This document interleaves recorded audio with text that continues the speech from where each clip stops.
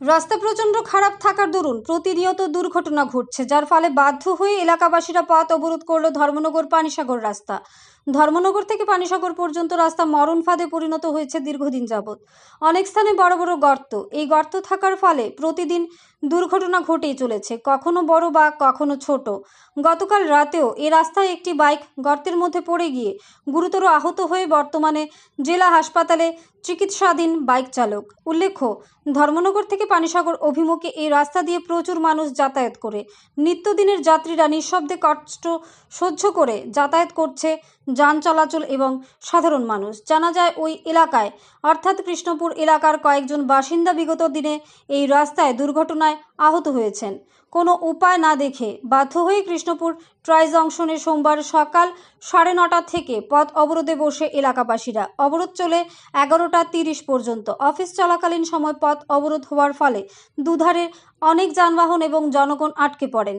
খবর পেয়ে পুলিশ প্রশাসন থেকে শুরু করে পূর্ত দপ্তরের আধিকারিকগণ উপস্থিত হন ঘটনাস্থলে। পূর্ত দপ্তরের আধিকারিক দিব্যজ্যোতি নাথ এলাকাবাসীদের আশ্বস্ত করার পর পথ অবরোধ তুলে নেয় এলাকাবাসীরা। শুনে নেওয়া যাক পথ অবরোধের কারণ সম্পর্কে এলাকাবাসী এবং পূর্ত দপ্তরের আধিকারিকদের বক্তব্য।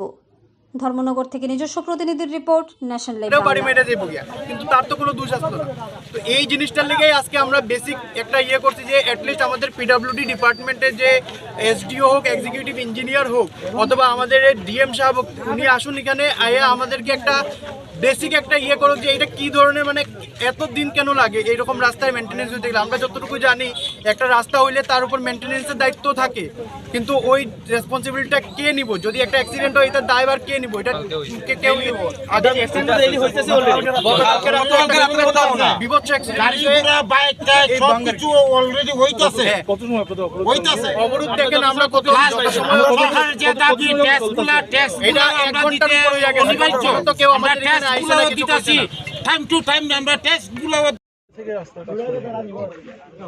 প্রথমে আমি জানান আমাদের এখানে জানান এখানে সবাইকে আন্তরিক তরফ এবং তরফ থেকে জানিয়ে দেবো রাস্তাটা যেটা সত্যি রাস্তার অবস্থা খুব খারাপ এবং আমরা সেটা কল করা হয় দুবার এখানে আমাদের যেটা এমসি কারণে আমাদের যে ফরম্যাটগুলো রয়েছে কিছুটা দেরি এবং কাজ ইঞ্জিনিয়ারের থেকে আমরা যাকে কাজ দেওয়া হয়েছে মানে অফিস দেওয়া হবে, তো উনিও বর্তমানে আমাদের সঙ্গে এবং আমরা রিকোয়েস্ট করেছি অ্যাজ আর্লি অ্যাজ পসিবল বলতে আমি কাল থেকেই যাতে উনি শুরু করেন এবং গত পরশু আজকে তো সোমবার, তো পরশু দিন শনিবারে আমাদের অথরিটি অর্থাৎ নিজেও দেখেছেন উনিও নির্দেশ দিয়ে অ্যাজ আর্লি অ্যাজ করা যায়। শুধু এটা আমাদের পাশে আরো অন্যান্য রাস্তা রয়েছে, সবগুলো কাজে দুর্গাপুর আগে আমরা একটা ইস্যুরেন্স সমস্ত কাজ আমরা আপ টু ডেট রাস্তাগুলো যাতে রাখবো।